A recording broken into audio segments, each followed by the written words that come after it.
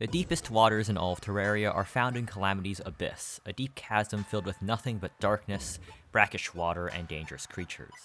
Most of all though, the Abyss is under immense pressure. In-game this is represented by the rapid breath loss your character experiences while underwater, which even typical infinite breath items cannot stop. Instead, they can only slow your suffocation slightly. Without extensive preparation, it alone is almost always fatal, especially toward the bottom. Have you ever wondered what the pressure actually is down there though? In-game the pressure effect is abstract, inflicted in layers depending on your depth, but there is a real-life equivalent to this, both mathematically and physically. That is, what is the actual pressure at the bottom of the Abyss, and how deep into Earth's oceans do you have to go to face an identical pressure?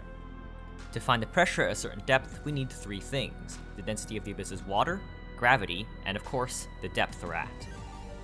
First, density. This allows us to find the weight of the water above us. For the density of water, I'm going to assume the water in the Abyss is typical seawater. Now, I know there's probably something in the sulfur sea that makes the density slightly different, and it can also depend on salinity and depth itself too, but for simplicity's sake, we're just going to use a single value. Knowing that then, the density of typical seawater at the surface is around 1,025 kilograms per meter cubed, slightly denser than freshwater, which is around 1,000 kilograms per meter cubed.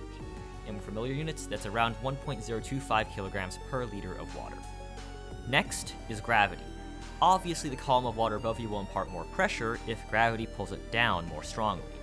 This is important because gravity in Terraria is actually significantly stronger than on Earth. If you do a short test, you'll find that gravity accelerates us to 41 miles per hour in 1 second, which is 18.33 meters per second squared. This is almost exactly double Earth's gravity and means the water above us will weigh twice as much. Youch.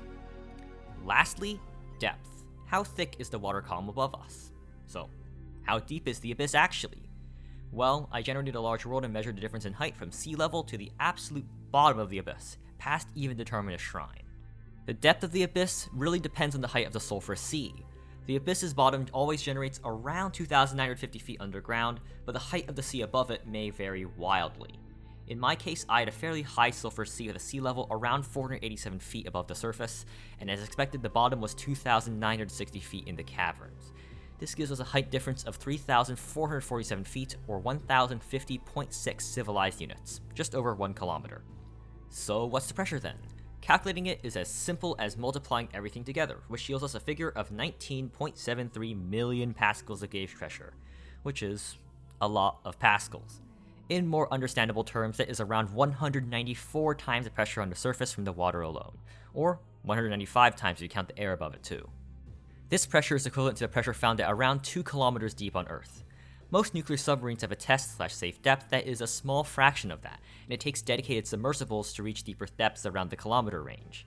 19.7 megapascals is equivalent to 19.7 million newtons per square meter, or the equivalent of putting 55 fully loaded semi-trucks onto a small desk. That being said, the real world is still more extreme. The average depth of the oceans is around 3.5 kilometers, and the deepest point of the ocean, Challenger Deep, is 11 times deeper than the Abyss, with 5.5 times the pressure.